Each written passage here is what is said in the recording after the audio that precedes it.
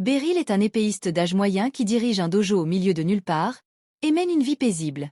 Un jour, alors qu'il s'entraîne, son père se tourne vers lui et dit qu'il aimerait vraiment avoir des petits-enfants à s'occuper. Cela fait des années que Beryl a pris la relève en tant qu'instructeur ici, mais il est toujours aussi célibataire qu'avant. Beryl répond qu'il a été trop occupé par le dojo familial pour penser à avoir des enfants, mais son père insiste pour qu'il fasse au moins un effort. Il suggère même à Beryl d'élever une de ses élèves pour qu'il puisse se marier, mais pour des raisons éthiques, Beryl refuse. Ce dojo appartient à la famille de Beryl depuis des générations, et il travaille consciencieusement comme instructeur depuis qu'il a repris le flambeau de son père. Autrefois, il rêvait de grandes choses, comme devenir un maître épéiste renommé. Mais bien qu'il soit sans doute meilleur que la moyenne, il ne pense pas mériter le titre de maître épéiste. Cela dit, il se considère comme un bon professeur, car beaucoup de ses élèves sont devenus des épéistes accomplis après avoir obtenu leur diplôme. Une fois l'entraînement terminé pour la journée, Beryl rentre chez lui pour dîner avec ses parents. Mais son père continue d'insister pour qu'il se marie. Le père de Beryl essaie de convaincre sa femme de faire pression sur leur fils pour qu'il trouve une épouse, mais elle répond que ces choses prennent du temps et qu'il ne faut pas le bousculer. Cependant, elle s'attend tout de même à ce que Beryl lui donne un petit enfant. Beryl s'étouffe un peu avec sa nourriture. C'est plus facile à dire qu'à faire, surtout qu'il n'a même pas de petite amie. Une jolie fille ne va pas simplement frapper à sa porte. Quelques secondes plus tard, on frappe à la porte, et Beryl l'ouvre pour trouver une jolie fille devant lui. Elle le salue comme son maître. Après l'avoir regardée de plus près, Beryl réalise qu'il s'agit d'une de ses anciennes élèves, Alucia Citrus. Beryl l'invite à entrer et lui offre une tasse de thé pour discuter. Il se souvient qu'Alucia était une élève douée à l'époque, mais il n'aurait jamais imaginé qu'elle deviendrait commandante de l'ordre des Chevaliers Royaux. Quoi qu'il en soit, Beryl lui demande pourquoi elle est venue. Alucia explique qu'une partie de ses devoirs en tant que commandante est de former les nouvelles recrues, alors elle a recommandé Beryl comme instructeur spécial en escrime. Elle a même obtenu que ce soit approuvé par ordre impérial, alors elle est venue annoncer la bonne nouvelle. Beryl n'a jamais demandé à devenir instructeur impérial, alors il envisage de refuser. Mais son père lui dit qu'on peut être exécuté pour avoir désobéi à un ordre impérial, alors il ne peut pas l'ignorer. Alucia rassure Beryl en disant qu'il ne sera pas tué s'il refuse, mais qu'il subira probablement de graves conséquences, alors il ferait mieux d'accepter. Elle a déjà un carrosse qui les attend pour les emmener à la capitale, alors ils peuvent partir maintenant. Demain, elle lui donnera les détails de son nouveau travail. Beryl n'en revient pas qu'Alucia s'attende à ce qu'ils partent tout de suite, mais son père est déjà d'accord avec l'idée. Il lui souhaite bonne chance et lui dit de trouver une femme pendant qu'il sera à la capitale. D'ailleurs, il ajoute qu'Alucia ferait une excellente épouse pour Beryl. Ce dernier lui demande d'arrêter de dire des choses pareilles, parce que ça met Alucia mal à l'aise. L'écart d'âge est bien trop grand pour qu'ils forment un couple. Mais Alucia murmure qu'elle ne serait pas contre. Quoi qu'il en soit, Beryl ne veut pas découvrir quelles sont ses graves conséquences, alors il accepte l'offre et accompagne Alucia à la capitale. Pendant qu'ils sont dans le carrosse, Beryl remarque qu'Alucia utilise toujours l'épée qu'il lui a offerte. C'est une épée que Beryl donne à tous les élèves diplômés de son dojo, et Alucia a pris grand soin de la sienne depuis qu'il la lui a donnée. Beryl est content de voir qu'elle accorde tant de valeur à son cadeau, mais il ne pense pas que cette épée soit assez bonne pour une commandante comme elle. Il dit qu'elle pourrait trouver mieux chez n'importe quel forgeron. Mais Alucia répond que cette épée est parfaite pour elle. Beryl suppose qu'elle doit être si attachée à cette épée parce qu'en tant qu'ancien maître, elle croit encore que tout ce qui vient de lui est supérieur. Mais il n'est qu'un épéiste ordinaire, alors il ne pourrait jamais être à la hauteur en tant qu'instructeur spécial. C'est alors qu'Alucia prend la parole et dit qu'elle est ravie que le maître épéiste campagnard vienne enfin à la capitale. Beryl ne sait pas de qui elle parle, car il n'est pas un campagnard, et il n'est certainement pas un maître épéiste. Mais elle lui dit qu'il est bien connu dans le monde de l'escrime. Il a formé des dizaines d'élèves qui sont devenus des épéistes et des aventuriers légendaires. Alors, il est un peu une légende vivante, même si elle n'est pas contente du surnom qu'il a reçu. Beryl trouve l'histoire intéressante, mais il est convaincu qu'Alucia est la seule à le considérer comme un maître épéiste. Bientôt, ils arrivent à la capitale royale. Alors, Alucia dépose Beryl dans une auberge pour qu'il puisse se reposer, et elle dit qu'elle viendra le chercher demain matin.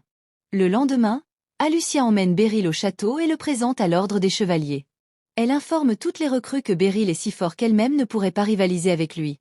Elle devrait donc être honorée d'avoir un homme si compétent comme professeur. Cependant, quelques chevaliers ne pensent pas que Beryl mérite une position si élevée, et l'un d'eux est particulièrement mécontent de cette situation. Peu après, Beryl discute avec Alucia dans les couloirs. Elle le félicite pour être officiellement devenu instructeur spécial. Elle lui dit qu'il n'aura besoin de venir entraîner les recrues que 3 ou 4 fois par mois, alors cela ne devrait pas trop interférer avec ses leçons habituelles au dojo. C'est alors qu'une fille arrive en courant vers Beryl, tellement excitée de revoir son maître qu'elle peut à peine se contenir. Elle s'appelle Kuruni, et c'était une élève du dojo de Beryl il y a 2 ans. Il se souvient que son rêve était d'intégrer l'ordre des chevaliers, alors il est content de voir qu'elle a réussi. Bien que Kuruni ne soit encore qu'une stagiaire, elle a encore beaucoup de travail avant de devenir une vraie chevalière. Cela dit, elle est heureuse de s'entraîner à nouveau sous la direction de Beryl, et c'est la même chose pour Alucia. Plus tard dans la journée, Beryl retourne chez lui. Mais en ouvrant la porte, il découvre qu'un autre de ses élèves est venu lui rendre visite. Il s'appelle Randri, et il est venu présenter à Beryl sa femme et son nouveau-né.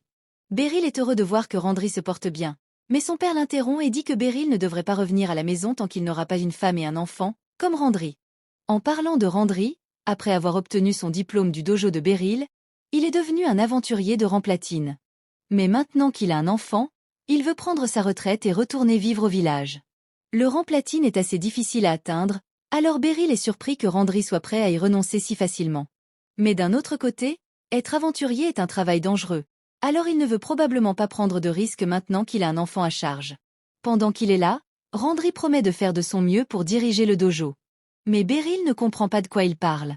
Le père de Beryl lui explique que, puisque Randri est assez compétent, il peut reprendre le rôle d'instructeur du dojo. Ce qui signifie que Beryl n'aura plus besoin de rester ici. Alors, son père le met à la porte, même si Beryl est propriétaire de cette maison. Le lendemain, Beryl explique toute la situation à Alucia et dit qu'il doit trouver une maison dans la ville. L'auberge où il a dormi hier était un peu trop luxueuse pour y rester définitivement, alors il veut trouver un endroit plus abordable. Et Alucia est heureuse de l'aider à chercher. Elle lui demande s'il aimerait venir vivre chez elle, mais Beryl ne pense pas que ce serait approprié. Alors, au grand désappointement d'Alucia, il décline. Alucia lui demande ensuite s'il veut aller manger avec elle, puisqu'il est l'heure du déjeuner, et Beryl est d'accord. Alors, il se dirige vers un restaurant. Cependant, pendant qu'il marche, quelqu'un traite Alucia de déhontée pour se promener en ville avec un homme et l'appeler maître. Sans réfléchir, la fille et Alucia semblent avoir un passé conflictuel. La fille trouve scandaleux qu'une fière commandante des chevaliers se promène avec un homme au hasard. Beryl essaie de cacher son visage pour éviter les conflits, mais la fille veut voir son visage. Alors elle baisse la carte, et dès qu'elle reconnaît Beryl, elle l'appelle maître. Beryl est confus, parce qu'il ne sait pas qui elle est. Alors elle lui rappelle qu'elle s'appelle Serena, qu'il l'a sauvée autrefois, et lui a appris à manier l'épée. Beryl met un moment à s'en souvenir, mais il finit par se rappeler avoir trouvé une fille blessée, il y a 20 ans. Il l'avait recueillie et soignée, avant de lui apprendre à se battre. Mais il ne l'avait pas revue depuis plus de 10 ans. Alors il est agréablement surpris de voir qu'elle est devenue une aventurière de rang noir. Serena s'excuse de ne pas avoir rendu visite à Beryl toutes ces années. Mais elle est aussi curieuse de savoir pourquoi il est soudainement dans la capitale royale. Alucia explique que Beryl a été nommé instructeur spécial pour l'ordre des chevaliers, alors il déménage à la capitale. Et elle est là pour l'aider à trouver une auberge adaptée. Cependant, Serena dit qu'elle serait bien meilleure pour trouver un logement, car en tant qu'aventurière, elle a l'habitude des auberges. Serena et Alucia commencent à se disputer pour savoir qui accompagnera Beryl dans sa recherche de logement. Beryl, lui, ne comprend pas pourquoi elle se déteste autant. Mais avec leur aide, il finit par trouver une auberge qui lui convient. Il les remercie toutes les deux pour leur aide, mais leur demande d'arrêter de se disputer pour lui, car il ne supporte plus cela. Par respect pour Beryl, elles arrêtent de se disputer et rentrent chez elles, en silence. Beryl les regarde depuis une fenêtre et, bien qu'il ne puisse pas dire qu'il appréciera toute l'agitation de la vie en ville, il trouve agréable d'avoir autant de ses élèves autour de lui pour s'occuper de lui. Le lendemain, l'ordre des chevaliers s'entraîne comme d'habitude, et le vice-commandant Rambry domine absolument tous les autres avec son talent. Après avoir vaincu son partenaire d'entraînement, Alucia fait une annonce soudaine. Il y a un changement d'emploi du temps. Au lieu d'une fois par semaine, Beryl commencera à les instruire à partir d'aujourd'hui. Alors, elle s'attend à ce qu'ils travaillent plus dur que jamais. Beryl leur dit qu'il est heureux d'être là. Mais avant qu'il ne puisse commencer sa première leçon, Ambry s'approche et dit qu'il a quelque chose à dire. Pour être instructeur spécial de l'ordre des chevaliers, Beryl doit posséder un certain niveau de force. Alors, il le met au défi en duel. Ambry n'essaie pas d'être irrespectueux, il veut simplement s'assurer que Beryl est à la hauteur. Et en tant que vice-commandant, il est dans son droit de demander un duel. Alucia accepte. Beryl aimerait vraiment qu'elle arrête de dire oui à sa place. Mais puisqu'il a été défié, il n'a d'autre choix que de se préparer pour le duel. Ambry est convaincu qu'Alucia pense autant de bien de Beryl seulement parce qu'il était son instructeur quand elle était enfant. Mais cela ne signifie pas que Beryl est fait pour être instructeur spécial de l'ordre des chevaliers. Alors, Ambry va le prouver en le battant. Beryl est d'accord avec Ambry, il ne pense pas être à la hauteur. Mais ce serait mauvais pour Alucia si l'homme qu'elle a recommandé perdait facilement. Alors, il décide de faire de son mieux contre Ambry. Le duel commence et Ambry charge pour attaquer Beryl. Beryl commence à parer les attaques, impressionné par la puissance et la vitesse de Ambry. Mais il sait que s'il peut dévier l'une des frappes parfaitement, cela laissera Ambry à découvert, et il pourra contre-attaquer. C'est exactement ce qu'il fait. Ambry reste sans voix, car dans un vrai combat, il serait mort à cet instant. Cela compte comme un point pour Beryl. Ils retournent à leur position de départ, et Ambry recommence à attaquer. Beryl ne peut toujours pas croire à quel point Ambry est fort, mais tous ses mouvements sont prévisibles, alors il a pu les parer assez facilement. Ambry réalise qu'il ne touchera pas Beryl s'il ne donne pas tout. Alors, il utilise sa technique signature pour attaquer. La technique de la lame rugissante a tant de puissance qu'elle ne peut être bloquée ou parée. Il n'y a donc aucun moyen pour Beryl de gagner ici. Cependant, après que Ambry a brandi son épée, Beryl disparaît, et réapparaît derrière lui, son épée près du cou d'Ambry. Avec cela, Beryl a officiellement gagné le duel. Ambry n'est même pas en colère. Il est simplement impressionné par la technique que Beryl vient de montrer. Il s'excuse pour avoir été si impoli plus tôt. Plus tard, Ambry organise une fête pour accueillir Beryl en tant que nouvel instructeur, mais il veut vraiment savoir comment Beryl a réussi à contrer son mouvement signature. Beryl explique qu'il a simplement bougé en synchronisation avec la rotation de Ambry, ce qui l'a amené derrière lui, mais c'est beaucoup plus difficile à faire qu'il ne le laisse entendre. Quoi qu'il en soit, Ambry a hâte de s'entraîner sous la direction de Beryl, tout comme les autres. Une semaine s'est écoulée depuis que Beryl est devenu instructeur ici, alors que deux des chevaliers s'entraînent ensemble, il vient leur donner quelques conseils. Il a observé leur façon de combattre et leur maniement de l'épée est correct, mais il pense qu'ils doivent travailler leur distance. Il leur montre que si l'on se concentre trop sur l'épée de son adversaire, celui-ci peut se rapprocher sans que l'on s'en aperçoive. Cela n'a l'air de rien, mais dans un vrai combat à l'épée, un demi-pas de distance peut faire la différence entre la victoire et la défaite. Beryl pensait qu'il ne faisait que donner un conseil de base à ses élèves, mais à la façon dont tout le monde le regarde, on pourrait croire qu'il vient de cracher les meilleures barres de tous les temps. Depuis le duel entre Beryl et Amblitz, les chevaliers considèrent chaque parole de Beryl comme parole d'évangile, et Beryl doit admettre que cela lui facilite grandement la tâche. Une fois l'entraînement terminé, Beryl s'assoit pour se détendre et Amblitz lui tend une serviette pour essuyer sa sueur. Quelques minutes plus tard, Kuruni s'approche de Beryl et lui demande s'il a des projets pour la suite. Beryl n'avait pas vraiment l'intention de faire quoi que ce soit, alors quand Uruni lui demande s'il aimerait qu'elle lui fasse visiter la ville, il accepte. Maintenant qu'il y pense, il n'a pas encore eu l'occasion de voir grand-chose à Boltrin. Kuruni part en courant se changer. Pendant ce temps, Aluciaia est occupée à rencontrer les officiels royaux pour leur faire un rapport sur l'état de l'ordre des chevaliers, en particulier avec un nouvel instructeur spécial qui a été embauché récemment. Alucia leur assure que Beryl a dépassé toutes les attentes, et comme il n'y a plus rien à discuter, la réunion se termine. Les gens l'avaient prévenue que si elle voulait continuer à développer son art de l'épée, elle devrait éviter de devenir capitaine de chevalier à cause de toute la bureaucratie. La seule raison pour laquelle elle a accepté ce poste, c'est qu'elle avait besoin d'une position de pouvoir pour amener Beryl à la capitale. Lorsqu'Alucia était encore enfant, ses parents l'avaient emmenée au dojo de Beryl pour qu'elle apprenne à se défendre. Et dès qu'elle avait rencontré Beryl, elle avait su que c'était quelqu'un de gentil. Une fois qu'elle a rejoint le dojo, Beryl lui a fait pratiquer ses coups d'épée et sauter par-dessus des souches d'arbres pour améliorer sa mobilité. Il lui fit aussi faire des exercices de force de base, et bien que ses méthodes aient pu sembler moins orthodoxes, Alucia se sentit très vite à l'aise avec le sabre. Un jour, Beryl demanda à Alucia si elle voulait faire un combat simulé avec lui. Elle accepta avec enthousiasme car elle voulait montrer tout ce qu'elle avait appris.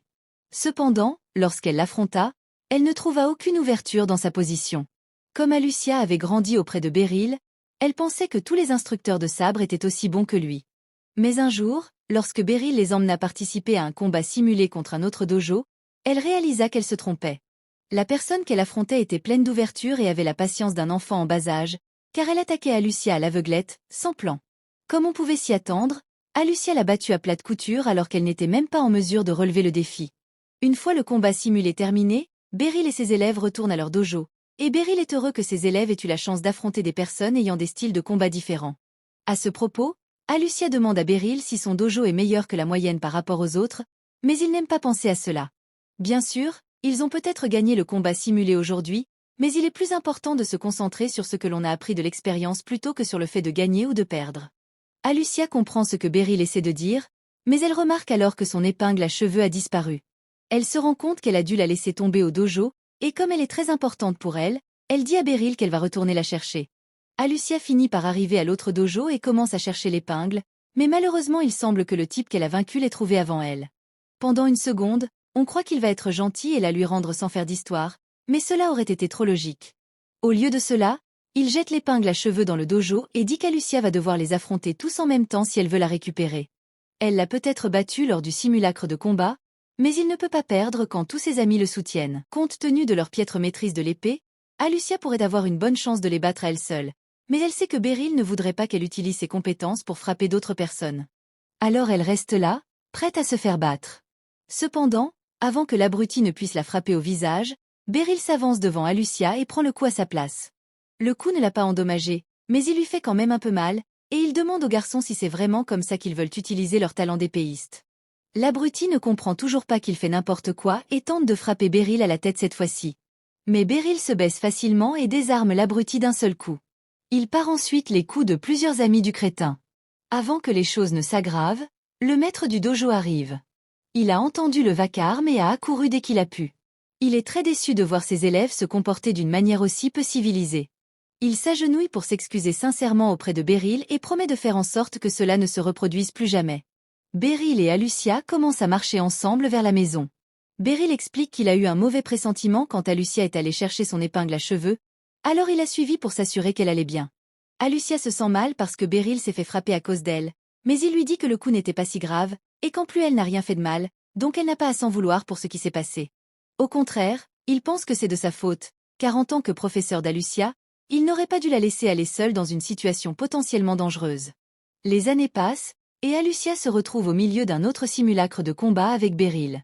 La forme de Beryl est toujours aussi solide, mais cette fois, alors qu'il brandit son épée, Alucia parvient à le suivre et à marquer un point contre lui. Pour une fois, Beryl est surpris de voir à quel point elle s'est améliorée. Il pense qu'elle est enfin prête à quitter son dojo, et lui remet son sabre de cérémonie. Alucia s'était rendu compte que Beryl ignorait à quel point ses compétences au sabre étaient divines. Elle ne voulait vraiment pas quitter son dojo, parce qu'elle avait encore beaucoup à apprendre de lui. Mais en même temps, elle ne voulait pas lui causer d'ennui, alors elle ne s'est pas disputée avec lui à ce sujet. Au lieu de cela, elle a décidé de prouver que les techniques de Beryl étaient supérieures à toutes les autres. Elle s'est donc inscrite au programme de l'Ordre des Chevaliers, et a passé le test d'entrée. Comme elle s'y attendait, pendant le test, aucun des autres candidats n'a été à la hauteur de l'entraînement que Beryl lui avait donné. Même les examinateurs n'ont pas pu la suivre, et ils n'ont eu aucune chance. Beryl possède un temps de réaction quasi inhumain et des capacités d'observation qui dépassent de loin celles d'une personne normale.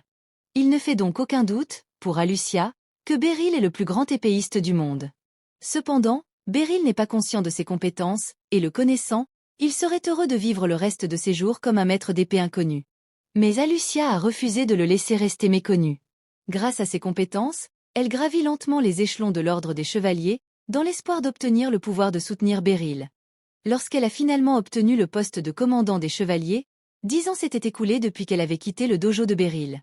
Pendant cette période, Beryl était devenue encore plus extraordinaire que dans ses souvenirs. Elle se sent un peu coupable de l'avoir nommé instructeur sans lui demander son avis, mais c'était le seul moyen de le faire quitter le village et d'obtenir une certaine reconnaissance. Elle retourne à la salle d'entraînement et rencontre Ash Blitz pour lui demander comment s'est déroulé l'entraînement avec Beryl. Ash Blitz lui répond que c'était formidable, et qu'ils ont tous beaucoup appris de lui aujourd'hui. Alucia ne voit pas Beryl dans les parages, alors elle lui demande s'il est déjà rentré chez lui pour la journée. Mais Ash Blitz lui répond qu'il est en fait parti avec Kuruni, parce qu'elle a dit qu'elle voulait lui faire visiter la ville. Alucia devient un peu jalouse en entendant cela, car cela signifie que Kuruni a demandé à Beryl de sortir avec lui, et elle aurait aimé y penser en premier. Pendant ce temps, lors du rendez-vous de Beryl et Kuruni, elle lui montre toutes les belles boutiques de la ville. Beryl est étonné de voir à quel point cet endroit est animé par rapport à son village. Il se demande cependant pourquoi Kuruni l'a emmené dans le quartier ouest, puisque toutes les attractions touristiques comme l'église et le palais sont censées se trouver dans le quartier nord. Kuruni lui répond qu'il a raison, mais qu'une fois qu'on a vécu assez longtemps dans la ville, on voit le palais et l'église tout le temps, et cela devient un peu ennuyeux au bout d'un certain temps. Il avait hâte de les voir, alors qu'il marche toujours dans le marché. Beryl entend quelqu'un l'appeler, il se retourne et découvre une jeune fille qui marche vers lui. Elle l'appelle maître, elle doit donc être l'une de ses élèves, mais il n'a aucune idée de qui il s'agit. Elle semble également être une bonne amie de Kuruni, mais il ne se souvient toujours pas de qui elle est. Déçu que son maître l'ait oublié, La jeune fille montre son épée pour lui rappeler qu'elle était l'une de ses élèves. Beryl réfléchit encore quelques secondes et se souvient enfin de l'endroit où il a déjà vu la jeune fille. Elle s'appelle Ficelle, et c'était bien l'une de ses élèves. Elle a passé 2 ans à s'entraîner aux côtés de Kuruni, même si elle avait l'air bien différente à l'époque. Cela fait 5 ans que Beryl ne l'a pas vue, elle a donc dû beaucoup grandir depuis, et elle se débrouille plutôt bien dans la capitale puisqu'elle est maintenant du corps magique. Beryl est heureux d'apprendre qu'elle se débrouille bien, mais il est un peu surpris qu'elle ait rejoint le corps magique, car il ne se souvient pas lui avoir appris quoi que ce soit sur la magie. Kuruni demande à Ficelle si elle est venue faire des achats, elle lui explique qu'elle est venue acheter des accessoires magiques. Beryl n'a jamais entendu parler d'accessoires magiques auparavant, alors Ficelle en prend un et explique qu'il permet à n'importe qui d'utiliser la magie. Bien qu'elle soit capable d'utiliser la magie sans aucun accessoire, Beryl est surpris que Ficelle puisse vraiment utiliser la magie toute seule. Mais d'un autre côté, elle a dit qu'elle faisait partie du corps magique, donc c'est logique. À ce moment-là, Beryl entend une femme crier parce qu'on lui a volé son sac à main. Dès qu'il s'en aperçoit, Beryl s'apprête à poursuivre le type, mais avant qu'il ne fasse quoi que ce soit, Ficelle lui dit qu'il peut laisser ça à elle. Elle dégaine alors son épée et la recouvre de magie avant de la trancher en direction du voleur. Son coup libère une décharge d'énergie magique qui attache les jambes du voleur, et une fois qu'il a touché le sol, Kuruni l'appréhende. Beryl est impressionné par la façon dont il gère la situation, en particulier par la magie de Ficelle, car il n'a jamais rien vu de tel auparavant. Ficelle explique qu'elle recouvre l'épée de magie chaque fois qu'elle se bat, et que l'entraînement de Beryl est très utile pour adapter la magie au combat. Elle est donc reconnaissante, et Beryl est également reconnaissant que Ficelle utilise encore toutes les techniques qu'il lui a enseignées. Le lendemain matin, Beryl se lève tôt pour aller se promener dans la ville, mais pendant qu'il marche, il entend quelqu'un l'appeler par son nom. Il se retourne et découvre une petite fille qui se tient là. Alors, il lui demande si elle s'est perdue. La petite fille lui reproche de la traiter comme une enfant parce qu'elle est la chef du corps de magie, mais Beryl pense que la petite fille ne fait que jouer, alors il ne la croit pas. La jeune fille commence à être frustrée par le fait que Beryl ne la croit pas, alors elle démontre son pouvoir en faisant jaillir une énorme boule de feu de son doigt. Beryl finit par croire qu'elle fait partie du corps des magiciens, mais il est surpris qu'une si petite fille puisse utiliser la magie de la sorte. Elle lui dit d'arrêter de l'appeler petite fille, qu'elle s'appelle Lucie, et qu'elle est une adulte à part entière. D'accord, le terme adulte est peut-être un peu exagéré, mais elle est beaucoup plus âgée que Beryl et elle ne tolérera pas qu'il la traite comme une enfant. Ficelle lui a parlé de Beryl et de son extraordinaire personnalité, alors elle a voulu le rencontrer en personne. Elle est persuadée que Beryl doit être un excellent professeur, car l'habileté de Ficelle à l'épée est exceptionnelle. Mais Beryl affirme que le succès de Ficelle est dû à son propre travail et qu'il n'a fait que lui enseigner les rudiments du métier. Beryl s'est promené avec Lucie par politesse, mais elle finit par l'entraîner dans une zone très ouverte et n'importe quel joueur peut deviner où cela mène. Lucie est très attachée à sa magie et s'entraîne tous les jours pour s'améliorer autant que possible. Cependant, elle n'a personne avec qui s'entraîner, mais comme Beryl est un maître d'épée légendaire, elle pense qu'il sera un bon défi pour elle. Avant même que Beryl ne puisse répondre, elle tente de le frapper avec un jet de feu, mais il saute en arrière pour l'esquiver à temps. Beryl aurait préféré éviter de se battre, mais vu la façon dont Lucie le fixe, il semble qu'elle ne le laissera pas partir tant qu'il ne lui aura pas livré un vrai combat. Alors, il dégaine son épée et s'apprête à l'affronter. Lucie lance une énorme boule de feu sur Beryl, qui saute pour s'écarter et commence à se déplacer pour éviter l'attaque. Lucie continue de lui lancer des boules de feu, mais Beryl est capable d'esquiver et de parer tout ce qu'elle lui envoie. Alors elle décide de changer les choses et utilise la magie de la glace pour créer 3 boules de glace. Elle les lance sur Beryl, et malgré leur taille, il peut facilement couper la glace en deux d'un seul coup d'épée. Après avoir vu ce que Beryl peut faire, Lucie s'investit encore plus dans ce combat. Mais Beryl veut en finir au plus vite, alors il commence à charger vers elle. Il ne veut pas la blesser, il a donc l'intention d'utiliser la poignée de son épée pour l'assommer. Mais juste au moment où il arrive à distance de frappe, Lucie se couvre de flammes pour forcer Beryl à reculer. Il l'a inquiétée pendant une seconde, car elle sait qu'elle serait assommée instantanément si elle le laissait s'approcher trop près. Beryl commence vraiment à regretter de ne pas pouvoir utiliser la magie, car il est difficile de la combattre avec une simple épée. Mais Lucie ne fait que commencer. Elle invoque encore plus de boules de feu derrière lui, ce qui l'oblige à recommencer à courir. Lucie trouve amusant que Beryl se contente de fuir sans plan, mais c'est la première fois qu'il affronte un sorcier, alors il n'a pas vraiment de stratégie pour ça. Les boules de feu finissent par cesser de pleuvoir. Mais alors que Beryl se croit en sécurité, Lucie dépose une énorme boule de glace sur lui. Il la repère à temps et la part en direction de Lucie, mais celle-ci parvient facilement à la détruire avec sa magie de feu. Beryl tente alors de profiter de cette ouverture pour attaquer, mais Lucie n'est pas au bout de ses peines et utilise la magie de la foudre pour le faire reculer. Beryl n'a pas encore réussi à porter une attaque solide sur Lucie, mais elle non plus n'a pas réussi à le toucher, et cela commence à la frustrer. Elle espérait en finir avec les sorts de base, mais comme Beryl a résisté si longtemps, elle décide d'utiliser son atout. Il la voit s'arrêter un instant et pense que c'est l'occasion d'attaquer, mais une seconde plus tard il s'immobilise, car Lucy vient d'invoquer un trou noir. Il ne sait pas exactement ce que cette chose est censée faire, mais il sent que ce serait une mauvaise idée de s'y précipiter. Alors il attend patiemment que Lucy fasse un geste. Mais elle abandonne soudainement et dissipe sa magie. Il est inutile de poursuivre le combat si Beryl est capable de garder son sang-froid face à un trou noir. Alors elle s'excuse d'être allée trop loin et dit qu'ils peuvent en rester là pour aujourd'hui. Beryl est soulagée de ne plus avoir à se battre contre elle, car c'est très éprouvant pour les nerfs d'affronter quelqu'un comme Lucy. Mais par curiosité, il veut savoir ce qui se serait passé si elle avait lancé son sort. Lucy lui explique qu'en théorie, le sort aurait dû réduire son corps en miettes. Elle comprend pourquoi Ficelle admire tant Beryl, car la plupart des gens qui ont vu ce sort se seraient immédiatement évanouis de peur. Et c'est la première fois qu'elle rencontre un épéiste comme lui, capable de se battre avec autant d'ardeur. Cela dit, elle est vraiment désolée de l'avoir forcé à se battre en duel. Alors elle lui dit de venir à l'institution magique plus tard, et elle se rattrapera personnellement pour tous les ennuis qu'elle a causés. En fin de journée, Beryl se rend comme d'habitude à la salle d'entraînement pour enseigner aux élèves. Pendant sa pause, il croise Ficelle dans le couloir. Elle est venue livrer des potions de soins magiques au nom de l'institut, et elle dit à Beryl qu'il peut en prendre une pour lui.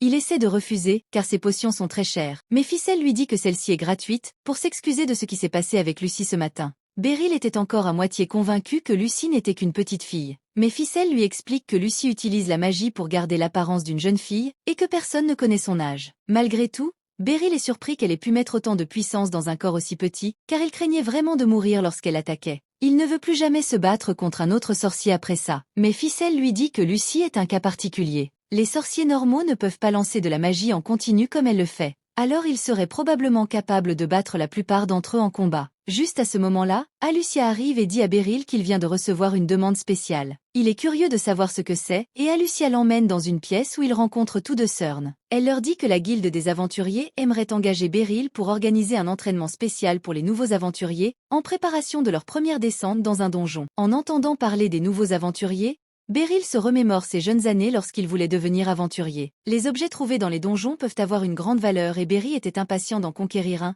mais il s'est fait battre par des monstres dès son premier jour. Alors il est rentré chez lui et n'a plus jamais essayé de partir à l'aventure. Il leur dit qu'il pense que l'aventure est une activité dangereuse. C'est justement pour cela qu'ils veulent qu'il forme les nouveaux aventuriers. Ils ont déjà fait tous les préparatifs nécessaires et cela n'interfère pas avec son travail d'instructeur spécial ici, donc rien ne l'en empêche. Surna l'invite donc à se rendre à la guilde des aventuriers et à rencontrer le maître de la guilde pour en discuter. La guilde étant proche, Surna y emmène Beryl immédiatement. Une fois arrivés, ils entrent dans le bureau du maître. Cependant, à la surprise de Beryl, il trouve Lucy qui l'attend sur le canapé. Elle a entendu parler du travail que la guilde lui a offert, et comme elle est très amie avec le maître, elle s'est précipitée pour le revoir. Le maître de la guilde, Nidus, se présente alors, et avec tout ce qu'il a entendu sur Beryl de la part de Surna et Lucy, il n'a aucun doute sur le fait que le choisir était la bonne décision. Beryl tente de rappeler à Nidus qu'il n'a pas encore accepté le poste, mais ses paroles sont complètement ignorées. Nidus désigne son assistant, Megan, et dit à Beryl qu'il peut discuter des détails du poste avec lui. Mais avant cela, Megan veut clarifier quelque chose.